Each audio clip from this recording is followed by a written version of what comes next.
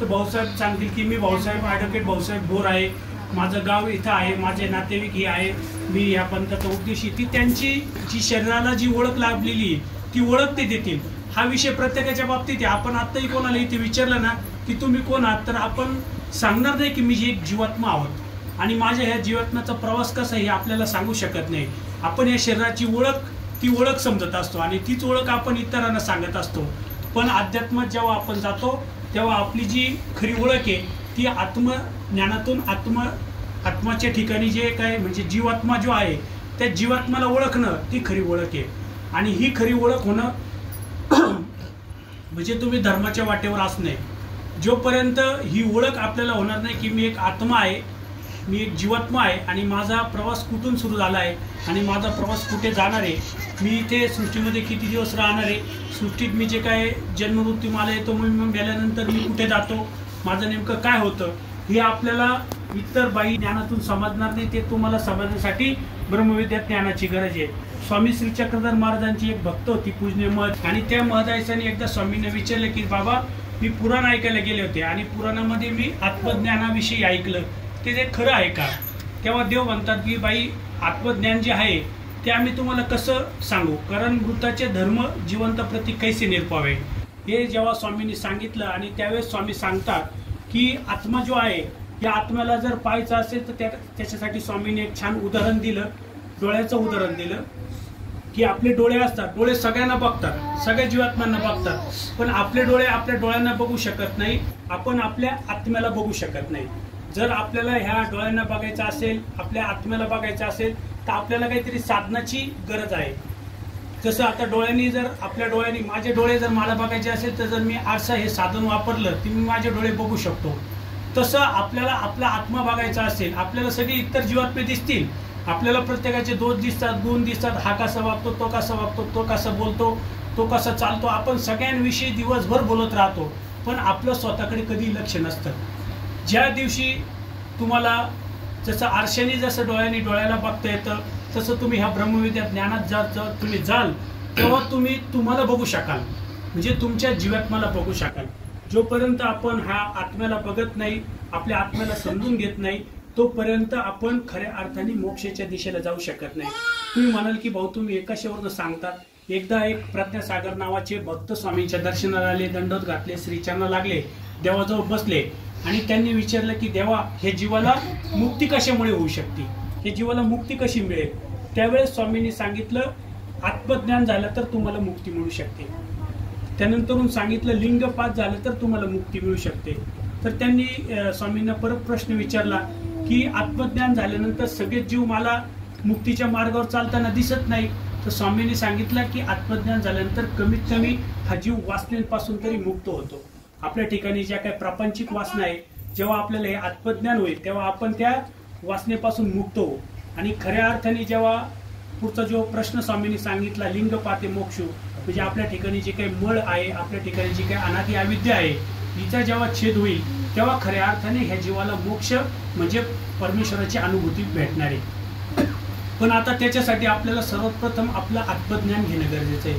आणि स्वामी श्री चक्रधरांनी जे काही तत्वज्ञान सांगितलेले आहे, आपल्या तत्वज्ञानामध्येच आपल्या तत्वज्ञानाच्या सिद्धांतामध्ये 4 पदार्थ नित्य सांगितलेले आहे. त्याच्यामध्ये जीव आहे, देवता आहे, प्रपंच आहे आणि परमेश्वर आहे. तर ह्या जीवाचा प्रवास स्वामी श्री चक्रधर महाराजांनी आपल्या तत्वज्ञानातून उलगडून आपल्याला सांगितलेला आहे की जेव्हा सृष्टी निर्मिती नव्हती, हे जीव सर्व मायेच्या तमात आपण पडलेलो होतो. तिथं सुखदुःख विरहित कुठलीही संवेदना आपल्या ठिकाणी नव्हती, कुठल्याही प्रकारचा आनंद किंवा दुःख ही संवेदनाच नव्हती. जसं जड वस्तू एखाद्या ठिकाणी ठेवली की तिथेच पडून राहते, तसे आपण सर्व मायेच्या तमात, मायेचं तम म्हणजे ही सगळ्यात मोठी माया देवता आहे आणि तिचं जे काही स्वरूप आहे, तिच्या स्वरूपामध्ये एक तम विभाग आहे. त्या तमामध्ये जसं एखादं वृक्ष असतं, झाड, आणि त्या झाडाला पूर्ण हिरवं असतं आणि एका कोपऱ्यात कुठेतरी मधमाशांचं मूळ लागलेलं असतं आणि त्या मधमाशाच्या मुळाला हजारो लाखो मासे चिटकलेले असतात. आपण ते नेहमी डोळ्याने बघत असतो. तसं ते झाड म्हणजे ही माया देवतेचं स्वरूप आहे आणि ते मधमाशांचं मूळ ते काळ्या रंगाचं असतं. तसं काळ्या तांबस रंगाचा मायेचा हा तम विभाग आहे आणि त्या माशा जशा त्याला चिटकलेल्या त्या मुळाला, तसं आपण सर्व जीव त्या तमामध्ये सुखदुःख विरहित पडलेलो होतो. परमेश्वर जे होते ते आपल्या आनंदात रममान होते, कारण परमेश्वर आपल्या आनंदात रममान असतात. देवता आपल्या अव्यक्त स्वरूपी स्थित होत्या, प्रपंच हा भैरव स्वरूपी होता आणि परमेश्वर हे शोधक, बोधक, वेदक आणि द्रावक असल्यामुळे परमेश्वराच्या ठिकाणी आनंद ओसंडून वाहतो, दयाळू मायाळू कृपाळू असल्यामुळे परमेश्वराला वाटलं की ह्या जीवात्म्याला किंवा माझा आनंद कोणाला तरी द्यावा, म्हणून त्यांनी शोधणी केली. वेदक, बोधक, द्रावक असल्यामुळे त्यांनी शोधणी केली की माझ्या आनंदाला कोण प्राप्त करू शकतं. त्यावेळेस त्यांनी देवतांकडे बघितलं तर देवता ह्या नित्यबद्ध असल्यामुळे त्या परमेश्वराच्या आनंदाला जाऊ शकत नाही. मग त्यांनी प्रपंचाकडे बघितलं तर प्रपंचाच्या ठिकाणी जड असल्यामुळे तिथं कुठल्याही संवेदना पोचू शकत नाही, सुखदुःख त्यांना प्रसवू शकत नाही. मग त्यांनी तमातल्या ह्या जीवाकडे बघितलं तर हा जीव या परमेश्वराच्या आनंदाला प्राप्त करू शकतो हे परमेश्वराच्या लक्षात आलं. मग या जीवात्म्याच्या ठिकाणी असा कोणता गुण आहे की त्या गुणामुळे परमेश्वराच्या लक्षात आलं की हा जीव माझ्या आनंदाला प्राप्त होऊ शकतो. तर परमेश्वरांनी शोधणी केल्यानंतर परमेश्वराच्या लक्षात आलं की हा जीव सर्वाधिकारी आहे. या जीवाच्या ठिकाणी हा सर्वाधिकार असल्यामुळे हा जीव त्या परमेश्वराच्या आनंदाला प्राप्त करू शकतो. आता सर्वाधिकार म्हणजे काय ते आपल्याला समजून घ्यावं लागणार आहे. सर्वाधिकार म्हणजे जसं एखादा विद्यार्थी आपण शाळेमध्ये टाकतो आणि त्या विद्यार्थ्यांनी अभ्यासाला सुरुवात केली तर तो डॉक्टरही होऊ शकतो, इंजिनियर होऊ शकतो, IPS होऊ शकतो, IAS होऊ शकतो, तो लॉयर, वकील होऊ शकतो, तो कोणत्याही क्षेत्रात जाऊ शकतो. हे त्याच्या ठिकाणी असलेलं सर्वाधिकार आहे. आपण आज एक इथं बसलेल्या एखाद्या व्यक्तीने ठरवलं की मला पंतप्रधान व्हायचं तर त्याच्या ठिकाणी ती क्षमता आहे, तो पंतप्रधान सुद्धा होऊ शकतो. हा सर्वाधिकार त्या जीवाच्या ठिकाणी आहे. तसं एखाद्या देवतेने ठरवलं की मला माझं स्वरूप सोडून माझ्या वरच्या स्वरूपात जायचं तर ती देवता जाऊ शकत नाही, कारण देवता ह्या नित्यबद्ध त्या आपल्या स्वरूपामधून वरच्या स्वरूपामध्ये जाऊ शकत नाही. तसं जीवाचं नाहीये. या जीवाने जरी आज एखाद्या खेड्यात एखादा मुलगा जन्माला आलेला आहे, आपण आत्ताच ऐकलं की एक धनगर म्हणजे मेंढ्या वळणारा एक युवक होता आणि तो IPS अधिकारी झाला, IAS अधिकारी झाला. म्हणजे असं काही नाही की शेतकरी गावातला मुलगा IAS अधिकारी होऊ शकत नाही किंवा डॉक्टर, वकील, इंजिनियर होऊ शकत नाही. हा जीवाचा सर्वाधिकार आहे आणि हा सर्वाधिकार या जीवात्म्याच्या ठिकाणी असल्यामुळे परमेश्वराच्या लक्षात आले की माझ्या आनंदाला हा जीव प्राप्त करू शकतो. आणि मग परमेश्वरांनी तिथूनच लगेच आपल्याला तमातून काढून लगेच आपल्याला आनंदाला घेऊन जायला पाहिजे असं प्रत्येकाला वाटते इथे बसलेल्यांना. आपल्याला वाटतं ना कशाला सृष्टी निर्माण केली, कशाला आम्हाला या सृष्टीमध्ये आणलं, कशाला आम्हाला मनुष्य दिला, कशाला शेती करण्याचे काम दिले, बाकीचे नोकरी करण्याचं काम दिलं आणि इथे सत्संगाला येण्याची कशाला टेन्शन, ज्ञान घ्या, अभ्यास करा, आचरण करा, एवढं टेन्शन देवानी कशाला दिलं. डायरेक्ट त्या तमातून घेऊन जायला पाहिजे होतं, कारण देवाला आनंद द्यायचा होता ना. तर आनंद द्यायचा होता तर तमातून उचलायला पाहिजे होतं आणि डायरेक्ट स्वरूपात आपल्याला पावन करून टाकायला पाहिजे होतं. म्हणजे आपल्याला टेन्शनच राहिलं नसतं. सृष्टीत या, ज्याला कर्म करा, कर्मातून सुख दुःख, स्वर्ग नरक कर्मभूमी हे फळ प्राप्त करा, हे टेन्शन राहिलं नसतं. पण जरी आपल्या ठिकाणी सर्वाधिकार होता म्हणजे तो एक चांगला गुण होता, तर तसा आपल्या ठिकाणी एक सगळ्यात मोठा दोष होता, तो म्हणजे आपल्या ठिकाणी अनादि अविद्या होती. अनादि अविद्या म्हणजे आपल्या ठिकाणी अज्ञान होतं. जर तिथेच ते ज्ञान आपल्याला दिलं असतं, तो आनंद आपल्याला दिला असता तर आपल्याला तो प्रसवलत नसता.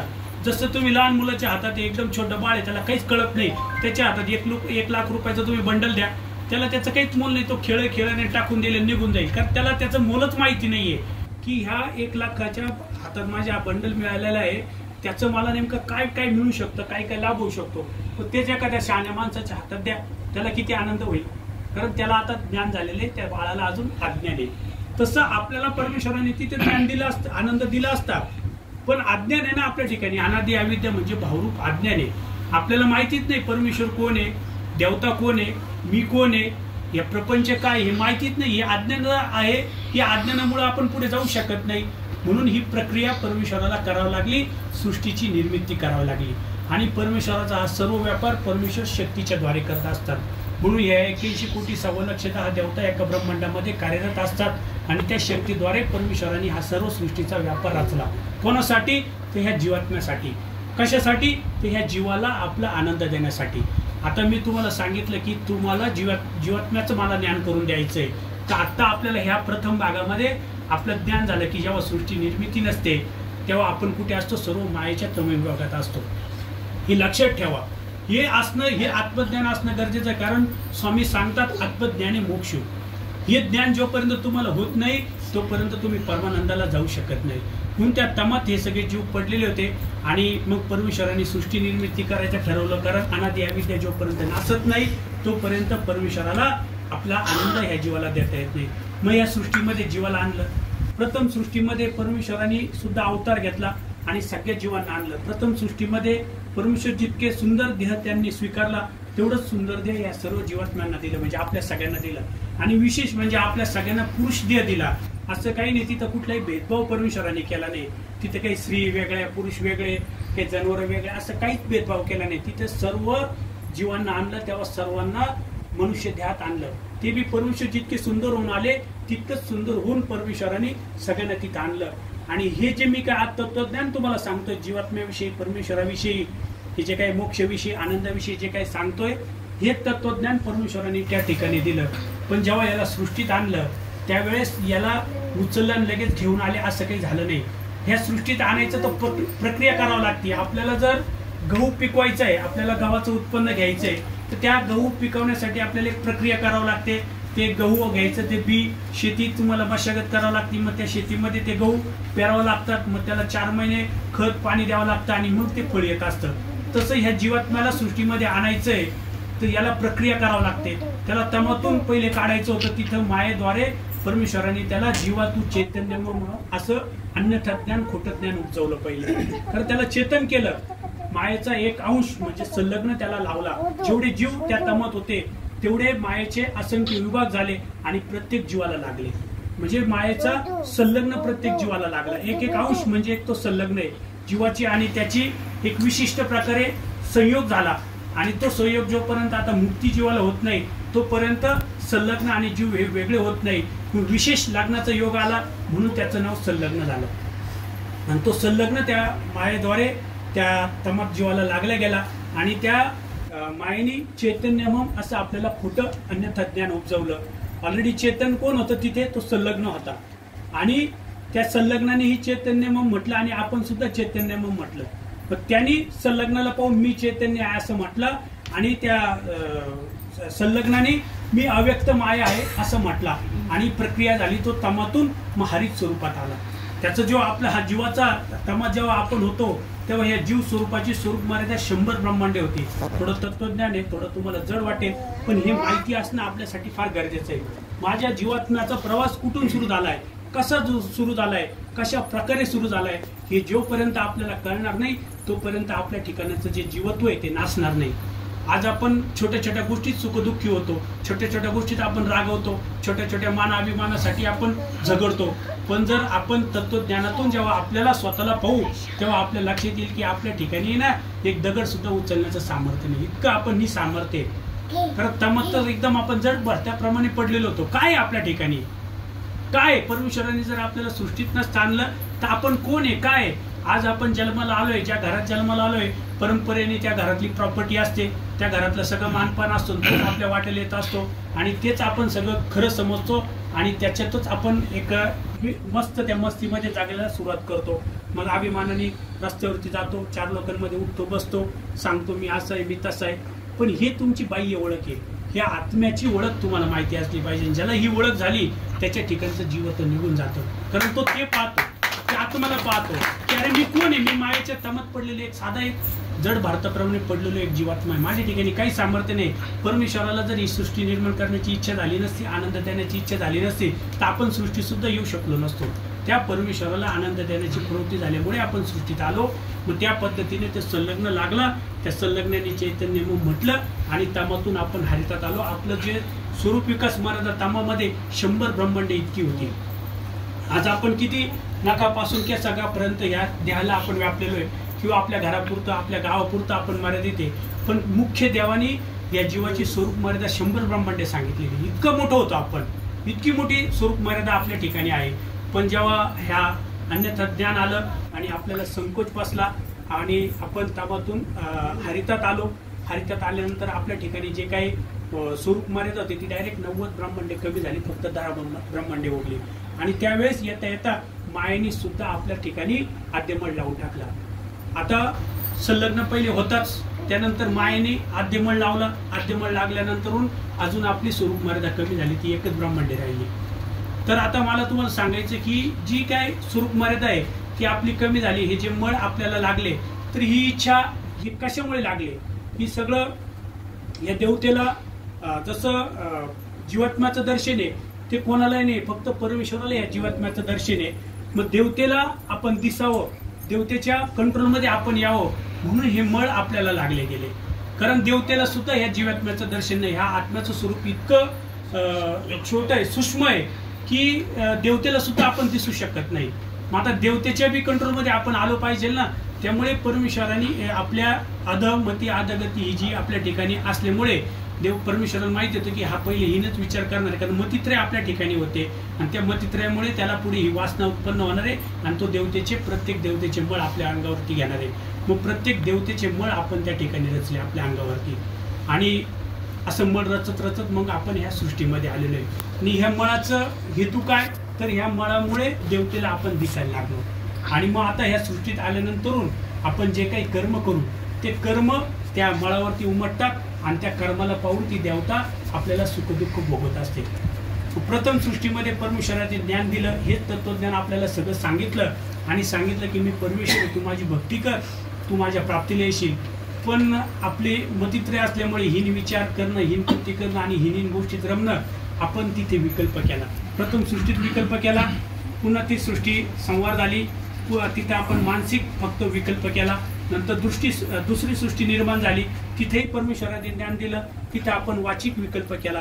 आणि तिसऱ्या सृष्टीमध्ये डायरेक्ट आपण शारीरिक विकल्प केला की परमेश्वरालाच आपण विकल्प म्हटलं की हे परमेश्वर देवता का परमेश्वर नाही, जीवच का परमेश्वर नाही.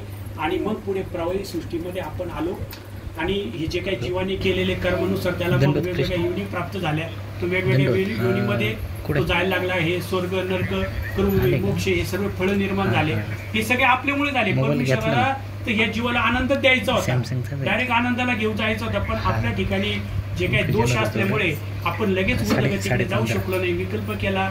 त्या विकल्प दोषामुळे आपण वेगवेगळ्या ठिकाणी वेगवेगळ्या योनीमध्ये आपण गेलो. आता इथून पुढे आपण आता सृष्टीमध्ये आलेलो आहे आणि सृष्टीत येऊन नुसतं विकल्प दोषच नाही केला, त्याच्यानंतर आपल्या ठिकाणी मग विकार दोष निर्माण झाला, आपल्या ठिकाणी स्वभाव दोष निर्माण झाले. आपले जे मूळ जे तमातून बाहेर निघालो, तो मूळ जे तत्वज्ञानातून परमेश्वर सांगता की प्रत्येक जीव स्वार्थी आहे, प्रत्येक जीव अभिलाषी आहे, प्रत्येक जीव निष्ठुर आहे, प्रत्येक जीव बेजबाबदार आहे. मी ही आत्म्याची ओळख सांगतोय बरं का, तुम्ही कोणीही स्वतःवरती लावून घेऊ नका. नाही तर तुम्ही म्हणाल की हे काय सांगताय, असं आहे का, मी तसं आहे का. हे ते देवानी सांगितलेलं आहे, ही आत्म्याची ओळख सांगितली. माझा आजचा जो विषय तो आत्मा हा विषय, जीवात्माला ओळखायचा हा विषय माझा आहे. म्हणून मला तुम्हाला हे सगळ्या गोष्टी सांगणं गरजेचं आहे. हे सगळे दोष परमेश्वराला लक्षात आले आणि ह्या दोषामुळे आपण इथपर्यंत आलेलो आहे. आता ह्या जीवात्म्याचा प्रवेश आपण मी एकदम कमी याच्यात आणि कमी शब्दात आणि कमी वेळेत तुम्हाला सांगण्याचा प्रयत्न करतोय. तुम्ही एका दोषाचा जेव्हा अभ्यास कराल तेव्हा तुमचे 2-2, 3-3 तास जाऊ शकतात, 2-2 महिने जाऊ शकतात. आणि याचंच आपल्याला जास्त चिंतन करायचं. मी कोण आहे, मी कुठून आलो, मी कसं आलो, माझ्या ठिकाणी काय चांगलं आहे, माझ्या ठिकाणी काय वाईट आहे. आपण कसलं चिंतन करतो, मी किरण भाडांगे, मी एक शिक्षक आहे, माझे नातेवाईक हे, आपण ह्या चिंतनात राहतो.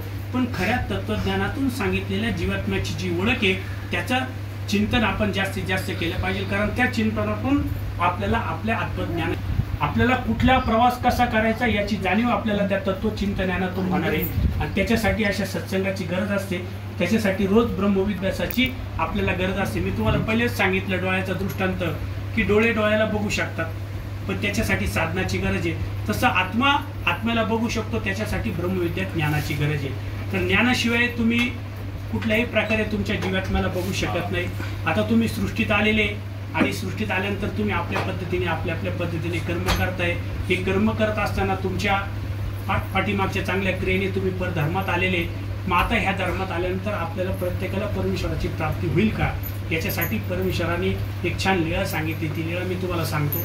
एक दिवस श्री नागदेव आचार्य स्वामींच्या एका ठिकाणी पैठणला एका ठिकाणी आसन होते, समोर आचार्य सर्व भक्तजन बसलेले होते आणि स्वामी सांगतात की ह्या जीवाला, कोणत्याही जीवाला परमेश्वराची प्राप्ती होऊ शकत नाही.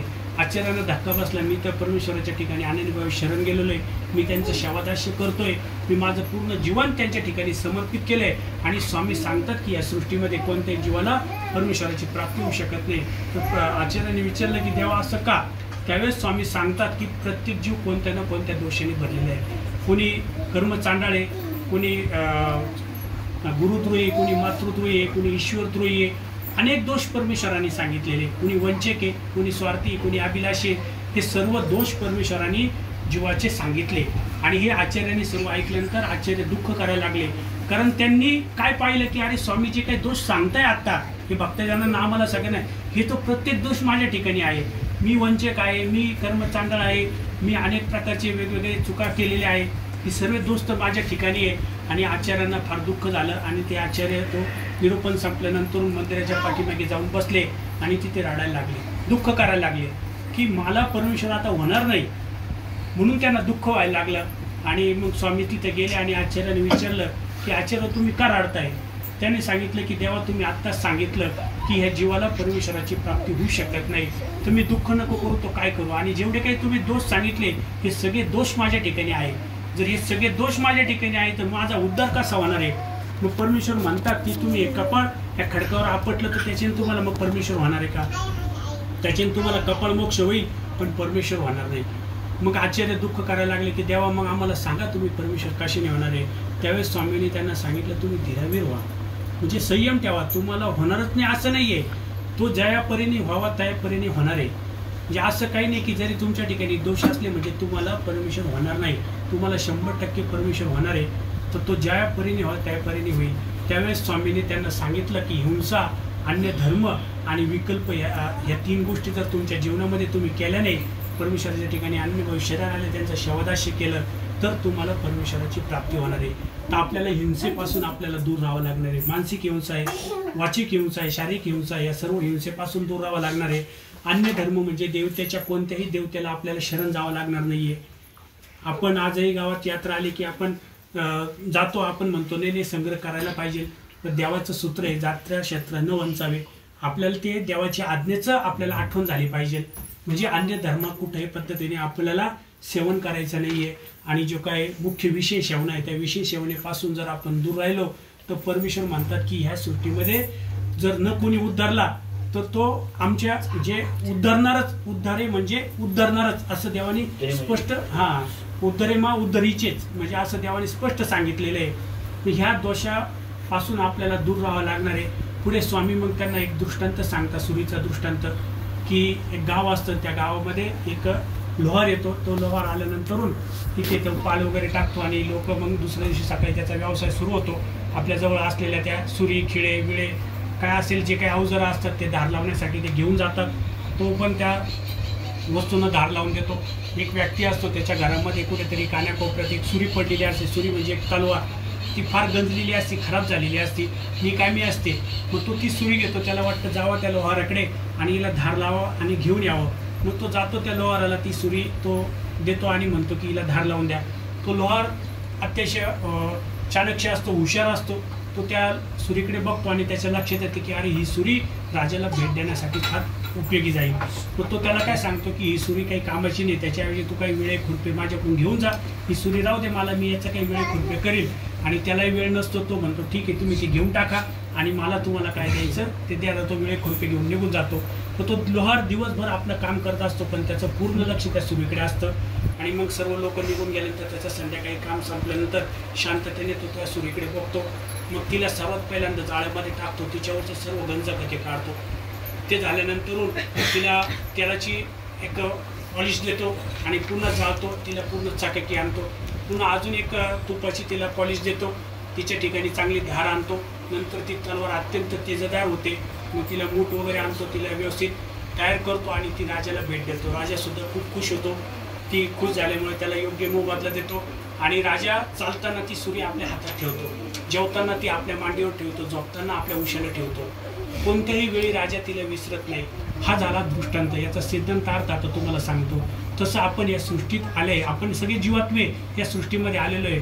आणि अज्ञानामुळे, अन्यथा ज्ञानामुळे आपण अनेक प्रकारचे वाईट कर्म आपल्याकडून झालेले आहे. त्यामुळे आपल्याला अनेक दोषाचे लेप आपल्या ठिकाणी लागलेले आहे. तुम्हाला सांगितलं, आचार्यांना देवाने सांगितले की जीव उद्धरू शकत नाही, कारण हे सारे दोष, विश्वासघातकी असेल, परतारक असेल, हे सगळे दोष आपण कधी ना कधी कुठं ना कुठं थोड्याफार मोठ्या प्रमाणात आपल्या हातून घडलेले. हे सगळे मळ आपल्या ठिकाणी लागलेले, जे गंजखतं आपल्या ठिकाणी लागलेले, हे परमेश्वर आपल्याला ज्ञान देऊन आपल्याकडून ते नासून घेतात. तो जो लोहार आहे तो म्हणजे व्यक्तिमंत परमेश्वर आहे. जो अवतार धारण केलेला तो परमेश्वर आहे. ती सुरी म्हणजे आपण आहोत. आणि आपल्या ठिकाणी जे काही दोष आहे ते परमेश्वर सगळे नासणार आहे. परमेश्वर स्वतः त्या जीवावरती प्रक्रिया करतात. पण जर माझ्यावरती जर मला बरं व्हायचं असेल तर मी घरी स्वतःच गोळ्या घेऊन बरं होणार नाही, मला डॉक्टरकडे जावं लागेल आणि डॉक्टरनी सांगितलेल्या सगळे उपायाचं मला पालन करावं लागेल, तेव्हा मी बरं होणार आहे. तसे सर्वज्ञ श्री चक्रधर स्वामी हे सगळ्यात मोठे डॉक्टर आहे आणि तुमच्या ठिकाणी लागलेली अनादि अविद्येचा दोष ते परमेश्वरच नासू शकतात. पण तुम्हाला त्यांना शरण जाणं गरजेचं आहे. एकदा का त्यांना शरण जा, तुमच्यावरती प्रक्रिया करण्याचं काम त्यांचं आहे. जसं त्या सूर्यावरती त्या लोहारांनी प्रक्रिया केली तसं परमेश्वर तुमच्यावरती प्रक्रिया करणार आहे. तुम्हाला सर्व कर्म तुमचे नासवणारे शब्द ज्ञान देतात. परमेश्वर शब्द ज्ञानामध्ये आपलं रजतम नासून घेतात. पुढे अपरोक्ष ज्ञान देतात. अपरोक्ष ज्ञानामध्ये परमेश्वर तुमचं सर्व कर्माचा नाश करून घेतात. पुढे सामान्य ज्ञान देतात. सामान्य ज्ञानामध्ये परमेश्वर तुमच्या सर्व बळाचा नाश करून घेतात आणि पुढे परमेश्वर जीवाला विशेष ज्ञान देतात. त्या विशेष ज्ञानामध्ये अविद्या छेद करतात आणि मग अव्यक्त परमेश्वराच्या स्वरूपी हा जीव पावन होत असतो. असा हा जीवात्माचा प्रवास मी तुमच्या समोर मांडण्याचा प्रयत्न केला. या प्रक्रियेमध्ये जर आपल्याला सर्वांना जायचं आहे त्यासाठी आपल्याला सत्संगाला येणं गरजेचं आहे. ब्रह्मविद्या ज्ञानाचं रोज अभ्यास करणं गरजेचं आहे. चिंतन करणं गरजेचं आहे. आज आपल्यामध्ये तोच प्रॉब्लेम आहे. आपण सत्संगापुरती येतो तेव्हा अलर्ट होतो. सत्संगातून 4-5 दिवस गेले की हळूहळू आपल्या ठिकाणी परत मळीनं तो वाढतं आणि आपण आपल्या प्रपंचात परत कधी रममान होऊन जातो हे लक्षातही येत नाही. पण आमचे जे गुरुजी आहे भाईदेवगुणी बाबाजी ते सांगतात आम्हाला नेहमी की प्रपंच तुम्ही बाह्य अंगाने करा आणि अध्यात्म तुम्ही अंतरांगाने करा. आणि आपलं उलट आहे, आपण प्रपंच आतून करतो, एकदम लागल्यापणाने करतो. जो धार्मिकता आहे ती आपण बाह्य अंगाने करतो.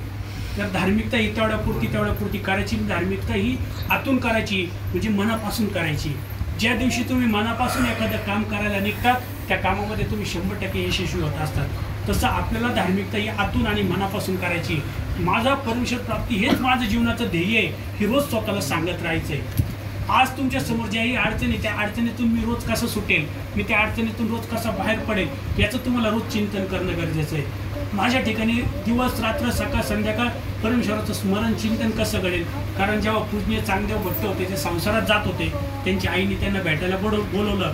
त्यावेळेस ते चांगदेव भट्ट जात असताना देवाने त्यांच्या खांद्यावरती हात ठेवलं आणि त्यांना विचारलं तुम्ही आता घरी चालले म्हणजे संसारात चालले तर तुम्ही आम्हाला किती वेळा आठवाल. तर देवाने सांगितलं तिथे गेलं तर 10-20 वेळा आम्हाला आठवा. ही आज्ञा तुम्ही सतत आठवत राहा, स्वतःला आठवण देत राहा की अरे देवानी चांगदेव भट्टाला नाही ते मला सांगितलेले तर मी आज संसारात आहे पण संसारात मला देवाला किती वेळा आठवायचंय, 10-20 वेळा आठवायचंय. ठीक आहे 10-20 वेळाने आठवलं आलं, देवाने सांगितलं 7-5 वेळा आठवले नाही, 7-5 वेळा तर 1-2 वेळा तरी आठवायला लावलेले आणि नाही 1-2 वेळा तर कमीत कमी झोपताना आणि जेवताना तरी मला देवाची आठवण देवाने काढायला लावलेली. एवढं जरी तुम्ही स्वतःच्या मनाला रोज सांगत राहिले तर तुम्हाला सकाळी देवाची आठवण होणार आहे, दुपारी होणार आहे, संध्याकाळी होणार आहे, चालताना होणार आहे, बसताना होणार आहे, उठताना होणार आहे, खाताना होणार आहे, झोपताना होणार आहे. पण याचं चिंतन तुम्हाला करावं लागणार आहे. याची आठवण सतत तुम्हाला तुमच्या बुद्धीला द्यावं लागणार आहे, तुम्हाला स्वतःला द्यावं लागणार आहे. ही जर आठवण तुम्ही स्वतःला रोज देत राहिले तर 100% तुमच्या अंतरात बदल होणार आहे, तुमच्या पूर्णपणे मानसिकतेत बदल होणार आहे. तुम्ही हळूहळू ईश्वराचं आपलं जे काय अंतर वाढले ते अंतर आपलं कमी होणार आहे, ईश्वराचे आपण एकदम जवळ जाणार आहे. आज जरी तुम्ही बाई अंगाने कुठे बसलेले काय खाताय काय करताय हे काही महत्त्वाचं नाही. मी माझ्या घरातला एक प्रसंग सांगतो. रोज संध्याकाळी मी सायंकाळचा पूजा अवसर करत असतो आणि ते पूजा अवसर करत असताना मी रोज तो पूजा अवसर जोरात म्हणत असतो, भजनं म्हणत असतो, आरती म्हणत असतो. पण कधी कधी मी आता शुद्ध शाकाहारी असल्यामुळे आपल्या B12 कमी असल्यामुळे माझ्या जिबीला वगैरे फोड येत असतात. ते B12 कमी पडतं तेव्हा पण ते जिबीला फोड आले की जोरात तो पूजा अवसर म्हणता येत नाही. तो गपचीप मग मी आता जोरात बोललो तर माझ्या जिभेला त्रास होतो म्हणून मी काय केलं नेहमीप्रमाणे माझं बसण्याचं आसन टाकलं. मिसेस तिचा स्वयंपाक करत होती आणि मी बसलो आणि मनातल्या मनात मी पूजा अवसर म्हटलो, आरती म्हटलो, भजनं म्हटलो आणि एक अर्धा तास झाल्यानंतर मिसेस मला परत आली म्हणते का हो तुम्हाला आज आरती म्हणायची नाही का. अगं म्हटलं मी आरती केली पूजा अवसर केली म्हणून मी तर ऐकलंच नाही. तसं हे सांगायचं उदाहरण काय की तुम्ही बाई अंगाने बोलाल सांगाल त्यावेळेस लोकांच्या लक्षात येतं, लोकांना कळतं की यांनी काहीतरी देवाधर्माचं केलंय. पण मनातल्या मनात आपण स्वस्ततेने जेव्हा करू तेव्हा ते कोणाला दिसणार नाही, ते फक्त तुम्हाला कळणार आहे आणि तुमच्या देवाला कळणार आहे. मग आपल्या लोकांना दाखवण्यासाठी धार्मिकता नाही करायची तर आपल्याला आपल्या अंतर्मनासाठी आपल्या मुक्तीसाठी आणि परमेश्वराला कळावं त्याच्यासाठी आपल्याला धार्मिकता करायची. म्हणून लोकांनी किती पाहता किंवा लोकांना किती दिसावं यासाठी न करता माझ्या आत्मउद्धारासाठी मला ती धार्मिकता करायची आहे. त्याच्यासाठी तुम्ही सत्संगाला वेळोवेळी येत जा. तुम्ही भरपूर वेळ माझं ऐकलं त्याबद्दल मी तुमचे सगळ्यांचे आभार मानतो. त्यानंतर एक सूचना मी तुम्हाला माझ्या सर्वोदय सेवास्थिक मंडळाच्या वतीने देऊ इच्छितो की दोराडोंगर येथे सर्वोदय सेवास्थिक मंडळाची आम्ही एक जागा घेऊन तिथे एक वासनिक आश्रमाची निर्मिती केलेली आहे. जर तुमच्या ह्या सत्संगात तुम्ही आम्हालाही सामावून घेतलं आणि दर महिन्यातला एखादा सत्संग तुम्ही आमच्या त्या शेडमध्ये घेतला तरी चालेल. आणि इतर वेळेसही तुम्हाला कधी वाटलं 4-2 लोकांना तुम्हाला तिथे जाऊन राहावंसं वाटलं तर तुम्ही सर्व तिथे जाऊन राहू शकतात. तुमची धार्मिकता तुम्ही करू शकता, तुमचं आचरण तुम्ही करू शकता. कुठल्याही प्रकारचं शुल्क नाही, निशुल्क आहे. तुमच्या संगतीत कोणी साधू संत असेल त्यांना तिथे जाऊन स्मरण चिंतन करायचं असेल तरी ते जाऊ शकतात. निशुल्क आहे, कुठलीही हे नाही. फक्त एक सेवाभाव म्हणून आम्ही ती जागा घेतली. तिथे त्या जागेवरती परमेश्वराचं नामस्मरण घडावं, साधू संतांची सेवा घडावी, नामधारक वासनिकांनी तिथे जाऊन अभ्यास करावा. हीच आमची त्या पाठीमागची तळमळ आहे. ही सूचना मी तुमच्या समोर मांडतो. कधीही कोणाला तिथे जावं असं वाटलं तर माझा फोन नंबर दत्ता भाऊंकडे आहे. माझा नंबर घ्या आणि मला कॉन्टॅक्ट करा. तिथे जाऊन आपण स्मरण साधना आपली करू शकतात. काही साधू संतांना तिथे तुम्ही पाठवू शकतात. एवढं बोलून मी माझे लांबलेले विचार संपवतो. दंडवत प्रणाम. जय श्री